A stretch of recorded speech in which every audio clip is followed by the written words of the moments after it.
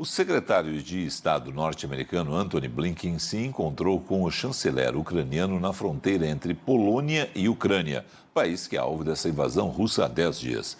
Hoje, o presidente russo Vladimir Putin criticou as sanções impostas pelos norte-americanos e também pela União Europeia e confirmou que a operação segue como esperado. Sobre os próximos passos da invasão russa, a gente conversa agora com Larleciane Piccoli, PhD em Estudos Estratégicos Internacionais pela Universidade Federal do Rio Grande do Sul. Como vai a senhora? Obrigado por conversar com o Band News TV. Boa tarde, Felipe. Boa tarde a todos os nossos telespectadores. Está vendo aí toda uma situação diplomática nas últimas horas, envolvendo, de um lado, um esforço conjunto de integrantes da União Europeia e, inclusive, Israel se deslocando até a Rússia e, mesmo assim, não adiantou. Foi anunciado cessar-fogo, mas efetivamente não foi paralisada a guerra na Ucrânia. Exatamente. O que vimos nas últimas horas foi essa grande movimentação diplomática principalmente chama muita atenção a movimentação de Israel como um ator externo que vem a tentar, né, nessa tentativa de mediar o conflito, de fazer essa mediação entre as partes, para que se alcance um cessar-fogo, um armistício. No entanto, a Rússia segue as suas ações, a sua operação, como o Kremlin vem chamando, a sua operação militar, né, a sua operação militar especial em território ucraniano, né, forçando, né, o governo, as autoridades ucranianas a uma deliberada digamos, para que ele perca força, né? E assim, enquanto os russos ganham território, né, e avançam no território ucraniano, para que a diplomacia russa também chegue numa possível mesa de negociação com um patamar mais elevado, né, com um posicionamento mais favorável a negociar com as partes ucranianas, que neste cenário que a Rússia vislumbra estariam mais enfraquecidas. Perfeito. Bom, a gente tem prazo para isso, porque tudo agora funciona numa situação de seguir de um lado com os movimentos russos invadindo a Ucrânia. A gente vê Antony Blinken e também os diplomatas europeus, os primeiros-ministros Boris Johnson, Macron, todos eles dizendo o seguinte: olha, a OTAN não vai avançar em direção à Ucrânia. Não vai pegar nem fazer uma proteção de espaço aéreo ucraniano. Enquanto isso, a gente tem essa continuidade da guerra. Se pode, vocês que estudam isso, que conversam entre vocês, nas redes de vocês, tem alguma expectativa real de uma paralisação para que aí sim, não só o anúncio de cessar-fogo, mas efetivamente a invasão, dê tempo para a diplomacia? Então, bom, um primeiro ponto é sabido que as sanções econômicas, elas só vão, que é essa resposta que os aliados ocidentais, né, que a força maior que está sendo posta ao governo russo, elas só vão entrar efetivamente, elas só vão ter uma força efetiva a longo prazo. A curto prazo, o que me parece ser mais pontual agora é até quando as forças ucranianas resistem, né? E algumas análises, alguns analistas indicaram alguns dias atrás que as forças ucranianas teriam capacidade bélica para mais 2 a 3 dias de fazer frente à operação, ao combate com os russos. E então, estender esse prazo depende também de quanto tempo esse aporte material, né, esse aporte de armas e de sistemas de armas que os aliados ocidentais estão enviando para a Ucrânia, quanto tempo isso vai demorar a chegar. Isso também vai fazer diferença agora nesse momento, nessa resistência ucraniana, né? E nesse sentido, o que a gente vê é algumas declarações do próprio presidente Zelensky, quando ele coloca que ele agradece o auxílio, mas que ele está vindo tarde, ou até mesmo quando ele propõe para ir à mesa de negociações, nessas negociações bilaterais que estão acontecendo, né, na fronteira da Belarus, entre a diplomacia ucraniana e a diplomacia russa, que se estabeleça um cessar-fogo durante essas negociações. Então, daqui a pouco são alguns indícios que a gente pode ver de que realmente o governo ucraniano ele também está preocupado com a sua capacidade operacional bélica. Né? Então, esse é um momento a curto prazo. No entanto, a gente sabe que os russos, a tendência é que eles aumentem, se dada uma constante resistência das forças ucranianas, é que os russos vão aumentar ainda mais a sua pressão, né?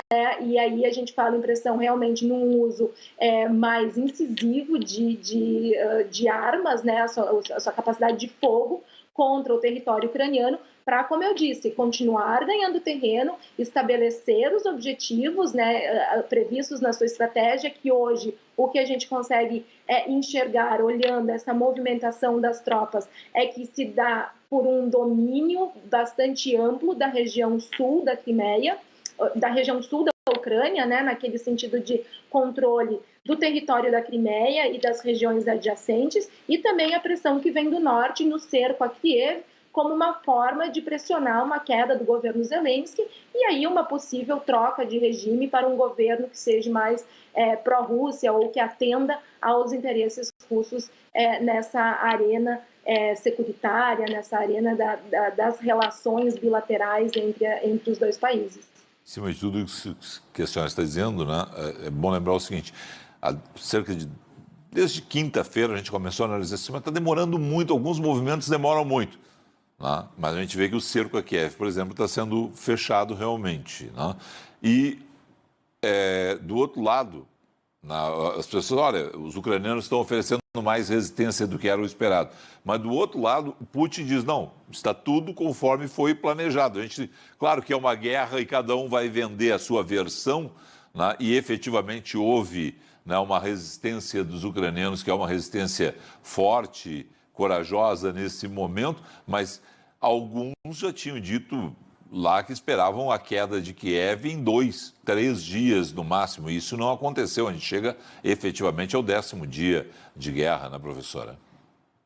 Exatamente, né? E aí se levantam muitos questionamentos que, por vezes, não teremos as respostas imediatas, mas sim com um espaço de tempo para conseguir fazer uma análise, né, mais completa dessa complexidade dessa ação militar que está sendo posta ali. Mas o que vemos também, e daí entra nesse sentido dessa guerra de narrativas estabelecidas entre as partes, né, é que ao passo que a Ucrânia nos mostra, né, por exemplo, a partir do número de baixas, e aqui não justificando qualquer morte, seja ela civil ou militar, em volta ao conflito, mas precisamos nos deter algumas informações para tentar fazer algumas análises, o que nos aponta pelo relativo número de baixas pequeno, digamos assim, dentro da Ucrânia, é que a Rússia está sendo modesta, a Rússia está sendo até cautelosa nos seus ataques, porque acredita-se que sim, eles poderiam estar levando seus ataques, né, agindo com muito mais força. Né? E aí a gente retoma até algumas próprias colocações do presidente Putin, né? Quando ele diz que ele quer evitar um banho de sangue maior. Né? E aí a gente pode, se prolongado o conflito, a gente pode entrar numa nova fase, que eu acredito que isso não é a intenção, não é o objetivo do governo russo, né? Que leve a um conflito de insurgência, de contra-insurgência, de guerra de guerrilha, né? E que tenha, então, um atrito muito maior entre as forças e principalmente se utilizando, né, das estruturas das cidades para a execução dessas batalhas, desses conflitos mais direto entre forças. Né? Então, sim, há uma guerra de narrativas, mas o governo russo sustenta que os seus objetivos estão sendo atendidos, que os seus objetivos é que eles estão agindo de forma a atingir os seus objetivos, né? Mas em contrapartida a gente vê uma resistência ucraniana bastante grande, né? E que vem então nos mostrando que não parece estar tão assim favorável aos russos, né, essa investida. E se imaginava realmente que ela seria muito mais rápida, né, e não prolongada. Professora, só uma questão que foi a questão de quinta para sexta e debatida ontem durante todo o dia, o ataque a uma usina nuclear, que no primeiro momento se achava que era uma situação, depois se viu que era um prédio estratégico ali. Mas durante a semana a senhora foi consultada de um outro temor, a utilização de armas nucleares, né? E aí seria uma barbárie, porque afinal de contas não tem como responder a um ataque como esse, né? Por tudo que foi dito, isso está descartado? Ainda se teme de alguma forma que armas nucleares possam ser utilizadas num conflito como esse? A utilização de armas nucleares, a gente precisa analisar, e a própria questão, né, que veio à tona no início dessa semana, quando o Putin coloca as forças de dissuasão em regime de alerta e de prontidão, né, a utilização dessas armas, ela precisa ser analisada em duas perspectivas, né, numa perspectiva estratégica, e daí a gente está analisando o uso de armas nucleares numa situação de transbordamento deste conflito para além fronteiras da Ucrânia e a inclusão, então, dos membros da OTAN no conflito, e que daí, então, a gente geraria toda uma tensão, digamos, nuclear, que envolveria as duas potências nucleares, que seriam Estados Unidos e Rússia. E, num segundo momento, o que a gente precisa é levar essa questão para o cenário da Ucrânia hoje. E aí, isso nos indica uma intimidação da Ucrânia, né, para forçá-la a essa mesa de negociações a partir do uso de sistemas, a partir da utilização de sistemas de armas de uso dual, né, que estão sendo utilizados determinados sistemas desse, como, por exemplo, o Iskander, que é um sistema de arma russo que lança tanto mísseis balísticos de teatro, de curto alcance, quanto mísseis de cruzeiro, e esse sistema pode ser comissionado tanto com ogivas convencionais ou com ogivas nucleares, né? Então, essa insegurança em saber qual a ogiva estaria sendo utilizada faz com que se pressione o governo ucraniano para as negociações. No entanto, é sabido das consequências catastróficas que teríamos perante o uso de armas nucleares. E eu acredito que estamos longe de vermos este cenário posto, né? Principalmente porque o conflito hoje ele está circunscrito às fronteiras ucranianas e ao leste e sul da fronteira do território ucraniano. Veja bem, a proximidade da fronteira, a proximidade do território ucraniano com as fronteiras de países que fazem parte da OTAN não estão sendo atacadas, né? E a OTAN também vem reiteradamente dizendo que não enviará tropas para lutar com os ucranianos contra os russos em seu território, porque então é sabido que a gente tem um escalonamento muito maior do conflito e essa possibilidade de uso de armas nucleares. Professora, a questão do Brasil nisso tudo, a gente está mandando agora, né, o chanceler brasileiro Carlos França para trabalhar nesse resgate dos nossos conterrâneos que estão lá, estão voltando da Ucrânia nessa missão que o governo brasileiro está enviando através do KC-30, né, esse avião que vai com recursos, né, com mantimentos, com remédios, equipamentos médicos para lá e vai retornar com aqueles brasileiros que não tiveram a possibilidade de simplesmente pegar um avião e retornar em meio a esse conflito depois de deixar a Ucrânia. Mas essa é uma situação de missão brasileira para resgatar brasileiros. No restante do conflito, qual a análise que dá para se fazer do Brasil? Então, a diplomacia brasileira, a chancelaria brasileira, inicialmente em Kiev, orientou até que os brasileiros saíssem pelos próprios meios do país, né? E não tinha, o que se via é que faltava uma organização mais contundente de como se faria para se retirar e faria o resgate desses brasileiros, né?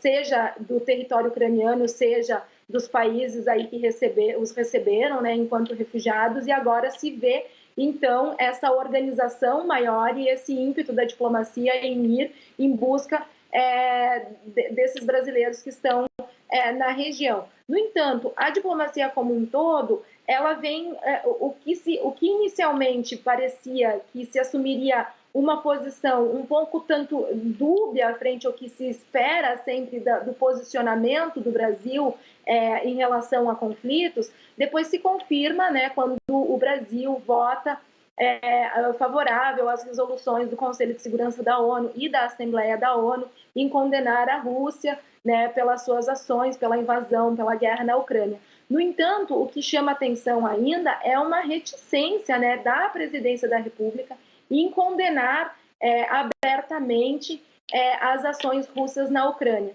Então, aí se vê que o Brasil toma os rumos da sua diplomacia, mas ainda há um descompasso, né, entre o posicionamento da diplomacia e o posicionamento da presidência da República. Professora, como última questão, vou deixar uma questão aberta aqui. A senhora é doutora em Estudos Estratégicos Internacionais pela Universidade Federal do Rio Grande do Sul, especialista em Rússia. Deixei de lhe perguntar alguma questão pontual que seja importante nós repassarmos para os assinantes do Band News TV? Algum ponto específico aí que a senhora queira comentar?